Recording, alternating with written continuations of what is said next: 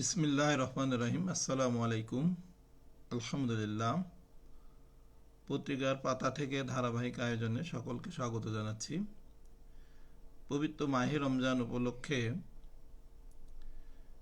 আয়োজিত বিশেষ পর্বে আজকে বাংলাদেশ প্রতিদিন পত্রিকায় প্রকাশিত সাহরি, ইফতার ও রোজার নিয়ত শীর্ষক প্রতিবেদনটি পড়ে শোনাব। আজকের এই প্রতিবেদনটি লিখেছেন সেলিম হুসাইন আজাদি। শুদ্ধ রোজার জন্য চাই বিশুদ্ধ জ্ঞান। আজ তাই আলোচনা করব রোজার বুনিয়াদি কয়েকটি মাসাইল সম্পর্কে।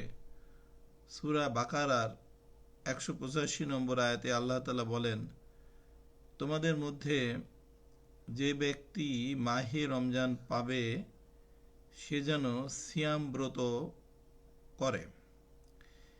এই আয়াতের আলোকে ইসলামী আইনবিদরা বলেন, প্রত্যেক সুস্থ মস্তিষ্ক প্রাপ্তবয়স্ক মুসলমানের উপর রোজা ফরজ। রোজা রাখতে হলে নিয়ত করতে হয়। নিয়ত করা ফরজ। আরবি নিয়ত অর্থ সংকল্প বা ইচ্ছা করা। রোজা রাখতে ইচ্ছুক ব্যক্তি মনে মনে এ সংকল্প করবে, আমি আল্লাহর সন্তুষ্টির জন্য আগামীকালে রোজা রাখছি। নিয়ত মুখে বলা জরুরি নয়, তবে ফকিহবিদরা মুখে বলা মুস্তাহাব বলেছেন।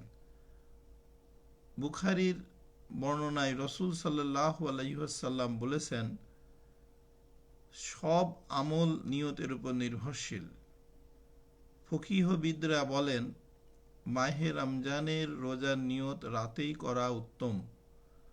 সুনানে আবু দাউদে উম্মুল মুমিনিন হাফসা রাদিয়াল্লাহু আনহা থেকে বর্ণিত হয়েছে, রাসূল সাল্লাল্লাহু আলাইহি ওয়াসাল্লাম বলেছেন, যে ব্যক্তি ফজরের আগে রোজা রাখার নিয়ত করবে না তার রোজা পূর্ণাঙ্গ হবে না। তবে যদি রাতে নিয়ত করা সম্ভব না হয় তাহলে দিনে সূর্য ঢলার প্রায় 1 ঘন্টা আগে নিয়ত করলেও রোজা হয়ে যাবে। সালামা ইবনে আকওয়া রাদিয়াল্লাহু আনহু বলেন, আশুরার রোজা যখন ফরজ ছিল তখন রাসূলুল্লাহ সাল্লাল্লাহু আলাইহি সাল্লাম আসলাম গোত্রের এক ব্যক্তিকে ঘোষণা করতে বললেন, আজ আশুরার দিন, তাই যে সকাল থেকে কিছু খায়নি সে বাকি দিন রোজা রাখবে, আর যে খেয়েছে সেও বাকি দিন খাওয়া থেকে বিরত থাকবে। বুখারী। একবার কিছু লোক সকালে চাঁদ দেখার সাক্ষ্য নিয়ে ওমর ইবনে আব্দুল আজিজ রহমতুল্লাহ আলাইহির কাছে এলো। তারা বলল, গতকাল সন্ধ্যায় আমরা মাহে রমজানের চাঁদ দেখেছি।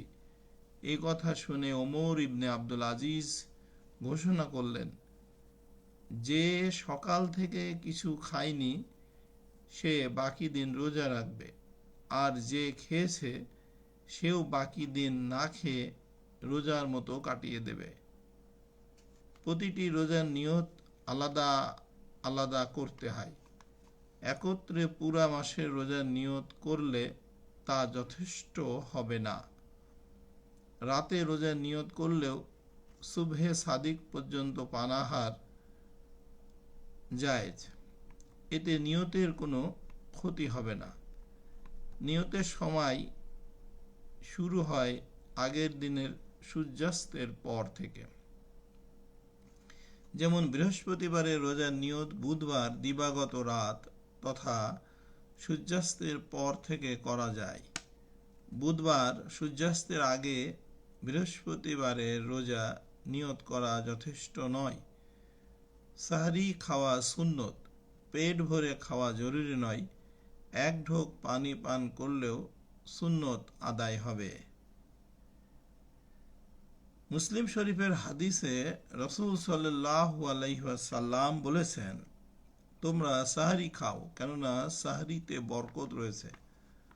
মুসনাদে আহমাদের বর্ণনায় রসুল সাল্লাল্লাহু আলাইহি সাল্লাম বলেছেন, সাহরি খাওয়া বরকতপূর্ণ কাজ, সুতরাং তোমরা সাহরি না খেয়ে রোজা রেখো না।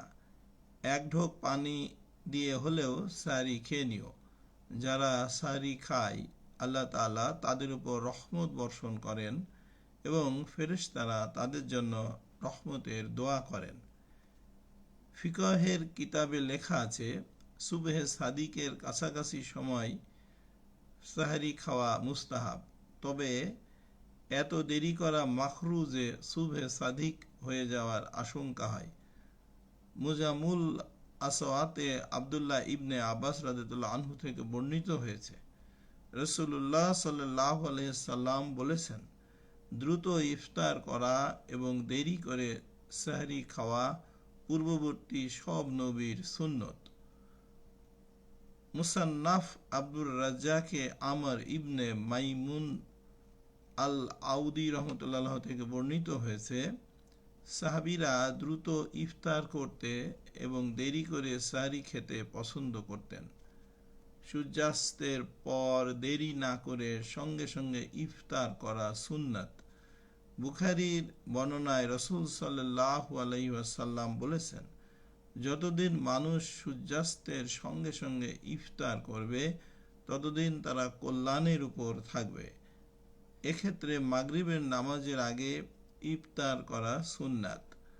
খাদেমুর রাসূল আনাস ইবনে মালিক রাদিয়াল্লাহু আনহু বলেন, রাসূলুল্লাহ সাল্লাল্লাহু আলাইহি ওয়াসাল্লাম মাগরিবের নামাজ পড়ার আগে তাজা খেজুর দিয়ে ইফতার করতেন।